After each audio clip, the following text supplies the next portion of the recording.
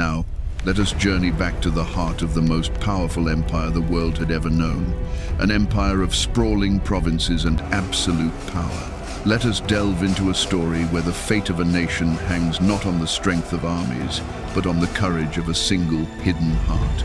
This is the story of a time when God's name is never mentioned, yet his hand is unmistakably present in every shadow, every whisper, and every beat of a terrified, yet faithful heart. This is the story of Esther. Our story begins not in a place of prayer, but in a display of unparalleled earthly power. In the citadel of Susa, the winter capital of the vast Persian Empire, King Ahasuerus, known to history as Xerxes I, sat upon a throne that governed 127 provinces, stretching from the plains of India to the shores of Ethiopia. To demonstrate the sheer, breathtaking scale of his glory and the inexhaustible wealth of his kingdom, he hosted a festival unlike any other. For 180 days, 6 full months, he paraded his majesty before the princes, nobles, and military leaders of Persia and Media. It was an obscene spectacle of power, a declaration to the world that he was the center of the universe. The celebration culminated in a 7-day banquet for all the people of Susa, from the greatest to the least, held within the opulent confines of the king's garden. Couches of gold and silver rested on mosaic pavements of porphyry, marble, and precious stones. Wine, the king's own royal vintage, flowed freely from golden goblets, each one unique, a testament to a wealth so immense it defied repetition. The king's decree was one of indulgence. Let every man drink as he pleased. This was not a gathering, it was a carefully orchestrated performance of absolute dominion. But the ego of a king is a fragile and insatiable thing. On the 7th and final day, his heart merry with wine and his pride inflated to its zenith, Ahasuerus made a fatal miscalculation. He decided his display of material wealth was incomplete. He needed to showcase his most beautiful possession, his wife, Queen Vashti. He dispatched his 7 eunuchs to command her presence, to appear before the masses wearing her royal crown, so that all could gaze upon her beauty. It was a shocking, demeaning order. A queen in Persia was a figure of honor and seclusion, not a spectacle to be paraded before a drunken crowd. The command was a profound insult, treating her not as a co-regent, but as another treasure from his vault. And Queen Vashti refused. Her refusal was a thunderclap in the clear sky of the king's authority. In that one word, no, the entire foundation of his absolute power was shaken. The king, who commanded armies and nations, could not command his own wife. His fury was immediate and volcanic, a potent mix of public humiliation and wounded pride. The king immediately turned to his wise men, the experts in law and judgment. The question was not a domestic dispute, it was a crisis of state. What should be done to a queen who defies the king's command? One of his advisors, a man named Memucan, framed the issue with chilling political calculation. This wasn't just an offense against the king, he argued, but against every husband in the empire. If word of the queen's defiance spread, would not every woman in Persia feel emboldened to disrespect her own husband? Vashti's act of personal dignity was spun into a rebellion against the patriarchal order of the entire empire. The solution, they proposed, must be swift, public, and permanent. A royal edict must be issued, an irrevocable law of the Medes and Persians, declaring that Vashti was never again to enter the king's presence and that her royal position should be given to another, someone better than she. And so it was done. A queen was banished, a throne was emptied, and letters were sent to every province, decreeing that every man should be the master in his own house. Ahasuerus had reasserted his authority, but in doing so, an unseen hand had just made the first move in a divine game of chess, creating a power vacuum that God himself was preparing to fill. With the king's anger subsided and loneliness setting in, the search for a new queen began. It was not a search for a partner, but a state-sponsored pageant to find the most beautiful young virgin in the empire. From all 127 provinces, these young women were to be gathered and brought to the citadel of Susa, placed under the care of Haggai, the king's eunuch in charge of the women. There, they would undergo a year of beautification treatments, 6 months with oil of myrrh, 6 months with perfumes and cosmetics, before being presented to the king for a single night. From this collection of unwilling candidates, one would be chosen as queen. Living within the citadel of Susa was a Jewish man from the tribe of Benjamin named Mordecai. His ancestors had been carried into exile from Jerusalem centuries earlier by Nebuchadnezzar, king of Babylon. Mordecai was raising his young cousin, Hadassah, whose parents had died, as his own daughter. Hadassah was a woman of stunning beauty, but her true worth lay hidden from the world. Her name meant myrtle tree, a plant known for its unassuming appearance but fragrant blossoms. When the king's edict was proclaimed, she was taken, along with countless others, into the king's palace. It was there, in that gilded cage, that Mordecai gave her a crucial instruction. Under no circumstances was she to reveal her Jewish heritage. In a land of foreign gods and deep-seated prejudices, her identity was a dangerous secret. In the palace, Hadassah was given a new Persian name, Esther, meaning star, and like a star, her light began to shine in the darkness. Esther immediately won the favor of Haggai, who provided her with the best food, cosmetics, and servants, and moved her to the most privileged part of the harem. Day after day, Mordecai paced outside the court of the harem, anxious for news of her well-being. When her turn finally came to go before the king, Esther, guided by the wisdom of Haggai, asked for nothing more than what was provided. Her humility and natural grace set her apart from the others, who likely adorned themselves with extravagant jewels. When King Ahasuerus saw her, he was captivated. He loved Esther more than all the other women, and she won his grace and favor more than any of the other virgins.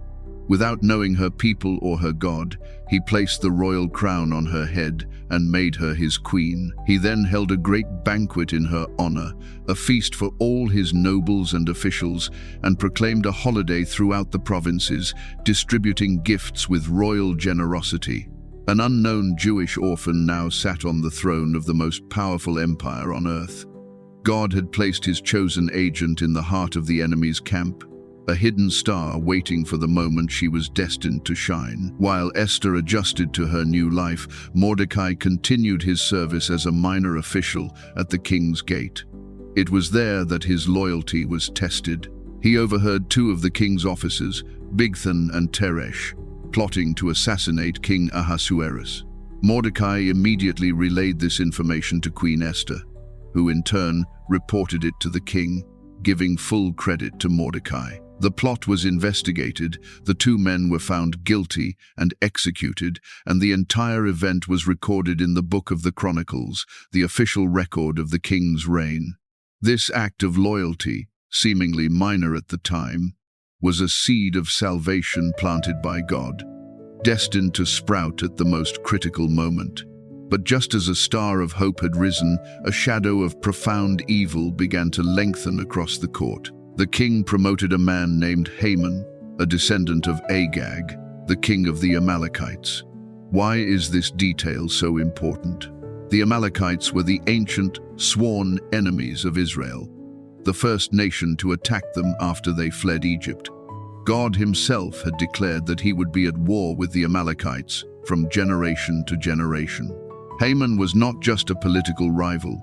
He was the heir to an ancient, spiritual hatred for the Jewish people. The king elevated him above all the other nobles and decreed that everyone at the royal gate must bow down and pay honor to Haman.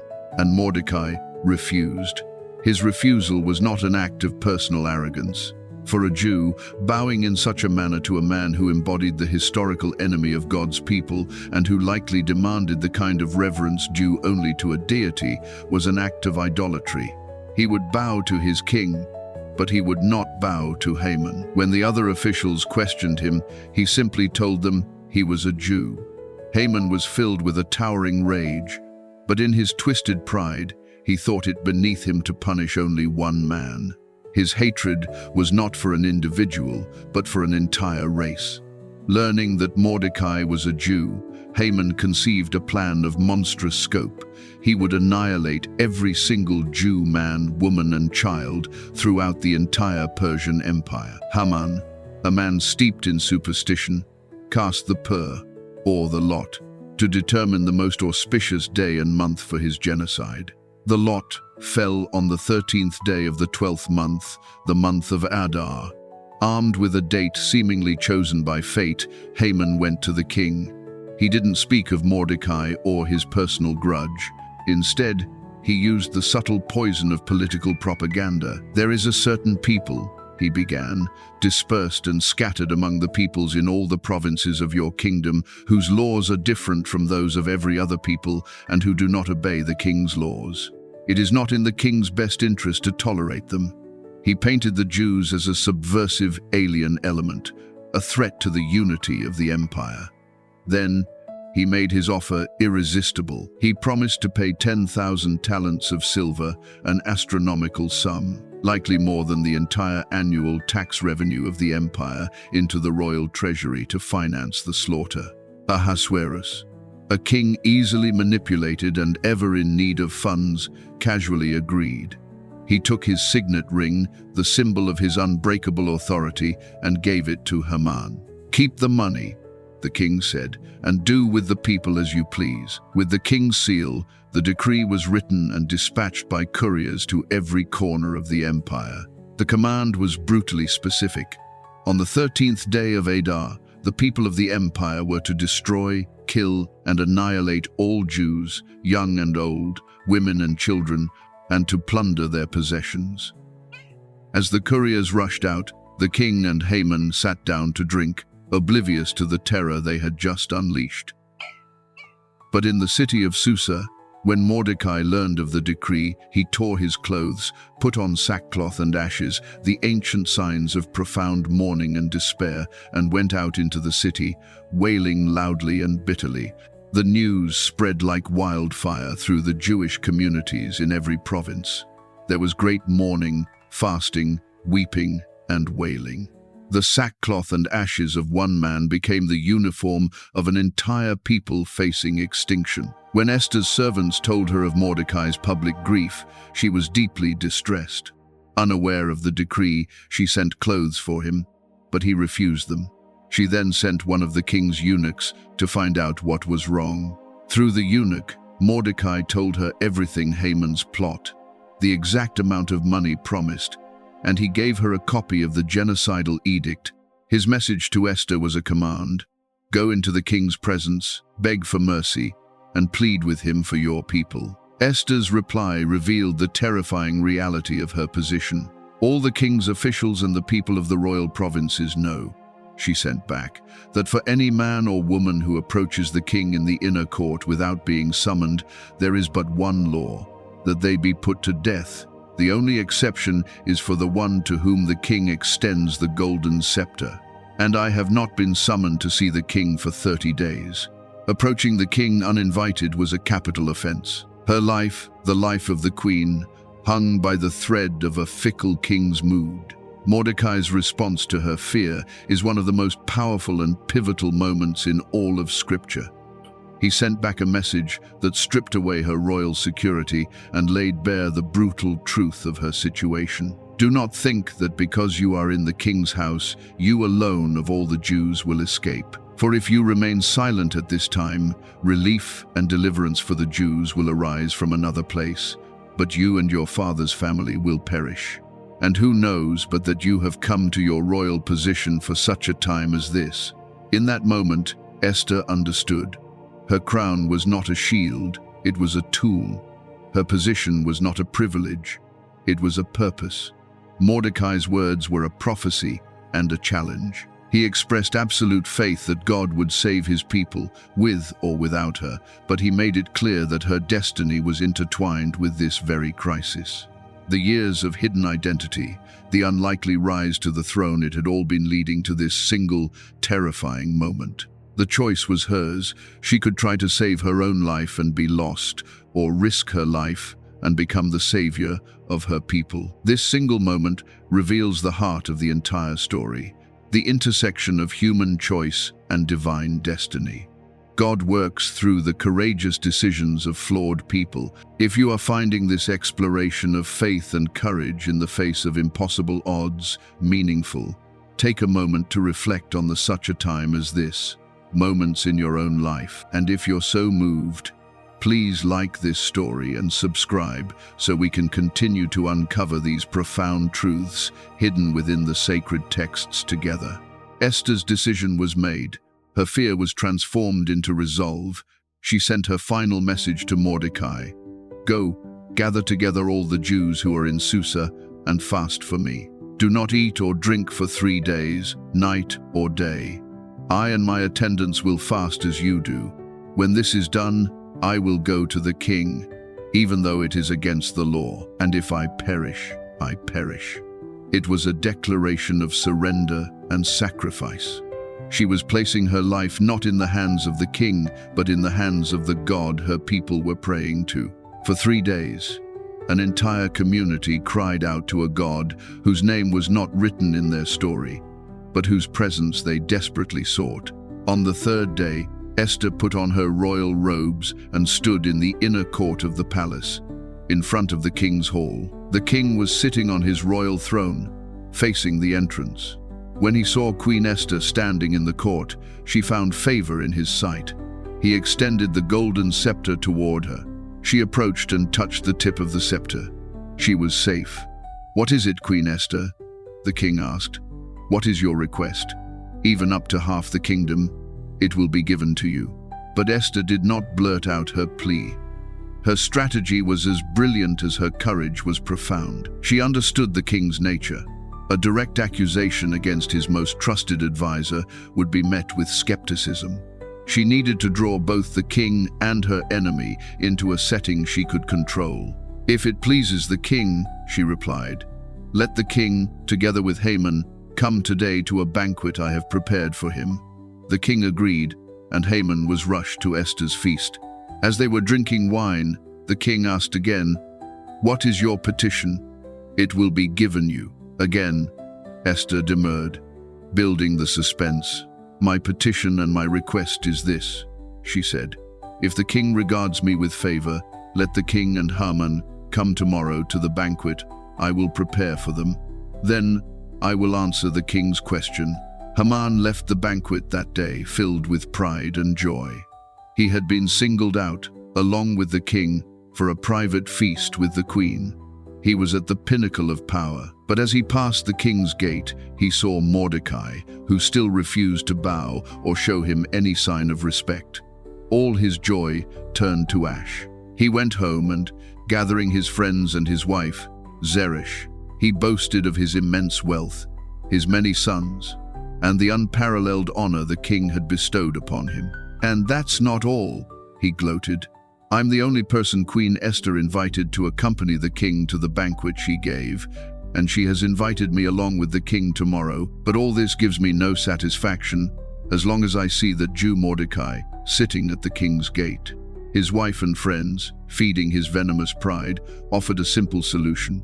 Have a gallows built, 75 feet high, and ask the king in the morning to have Mordecai hanged on it. Then go cheerfully to the banquet. The idea delighted Haman, and he ordered the gallows to be built. That very night, the god who had been silent began to move his pieces on the board. The king could not sleep. He commanded that the book of the Chronicles, the record of his reign, be brought and read to him. In the endless list of royal deeds, the reader came upon the entry detailing how Mordecai had exposed the assassination plot of Bigthan and Teresh. The king stopped the reading. "What honor and recognition has Mordecai received for this?" he asked. "Nothing has been done for him," his attendants replied. Just then, Haman entered the outer court. He had come at the break of dawn, eager to ask the king for permission to hang Mordecai on the gallows he had just built. "Who is in the court?" the king asked. When they told him it was Haman, the king said, "Bring him in."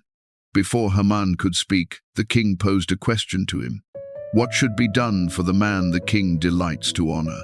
Haman's arrogant heart leaped. Who could the king possibly want to honor more than him?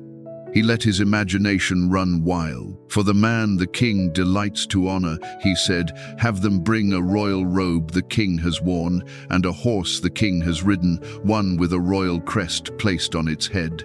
Then let the robe and horse be entrusted to one of the king's most noble princes. Let them robe the man the king delights to honor, and lead him on the horse through the city streets, proclaiming before him, this is what is done for the man the king delights to honor.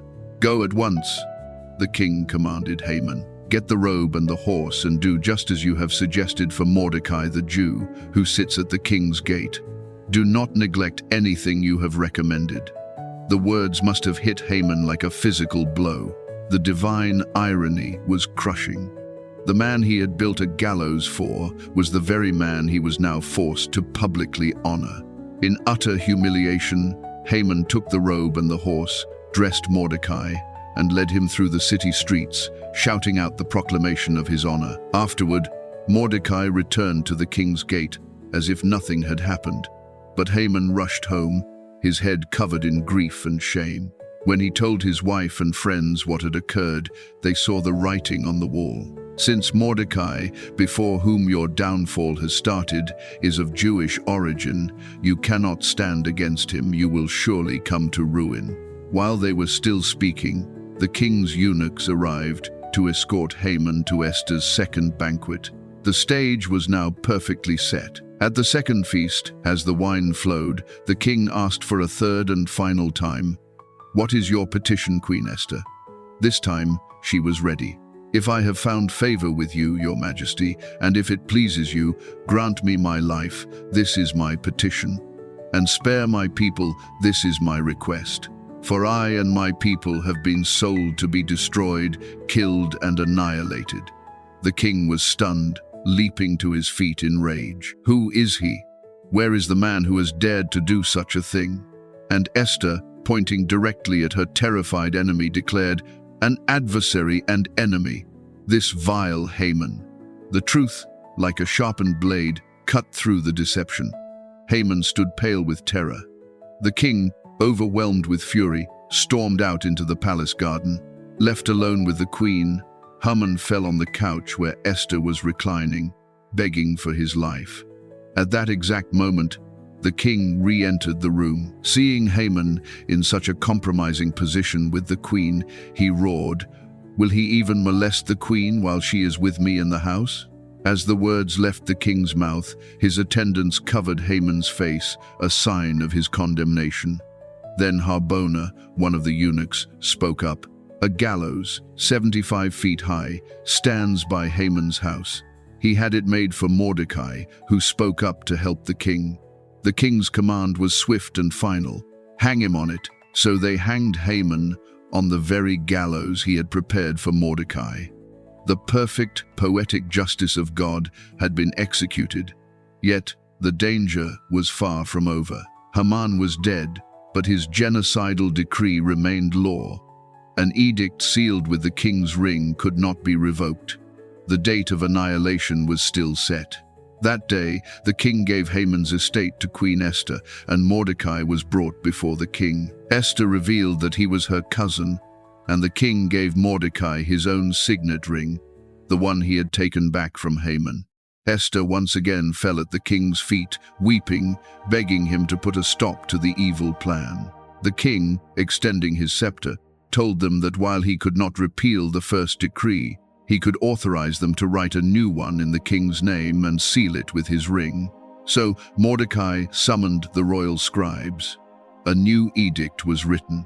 It did not cancel the first one, but it granted the Jews in every city the right to assemble and protect themselves, to destroy, kill, and annihilate any armed force of any nationality that might attack them and their families, and to plunder the property of their enemies.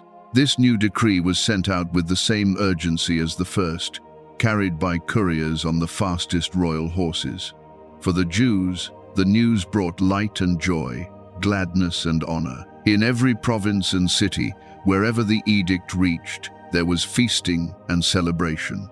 And because a great fear of the Jews had fallen upon the other peoples, many of them even converted to Judaism. When the 13th day of Adar finally arrived, the day chosen by Lot for the Jews' destruction, the tables were completely turned. Empowered by the king's new decree, and with the open support of the empire's officials, who now feared Mordecai, the Jews struck back at their enemies. It was not a massacre, but an act of collective self-defense. They triumphed over those who hated them, and on that day, a great victory was won. In the citadel of Susa, they even executed the 10 sons of Haman. But when the king offered Esther the chance to plunder their enemies' possessions, she and her people refused. They sought justice, not riches. The day that was meant to be their darkest became their day of deliverance. To commemorate this incredible reversal of fortune, Esther and Mordecai established a new annual festival, the Feast of Purim, named after the Pur, or lot, that Haman had cast to determine their fate. It was to be a time of feasting and joy, of sending gifts to one another and giving presents to the poor, a time to remember that God had turned their sorrow into gladness and their mourning into a day of celebration. And so Mordecai the Jew rose to become second in command to King Ahasuerus. He was a great man among the Jews, held in high esteem by his people, because he worked for the good of his people and spoke up for the welfare of all the Jews. The story that began with the pride of a pagan king and the hatred of a bitter enemy ends with the salvation of God's people and the elevation of their faithful leaders. What then does this ancient story, born from the heart of a godless empire, teach us today? It reveals a God who is sovereign even when he is silent. His name is not mentioned, but his fingerprints are on every page, in the defiant dignity of a banished queen, in the improbable rise of an orphan girl, in a king's sleepless night, and in the perfect, ironic downfall of evil.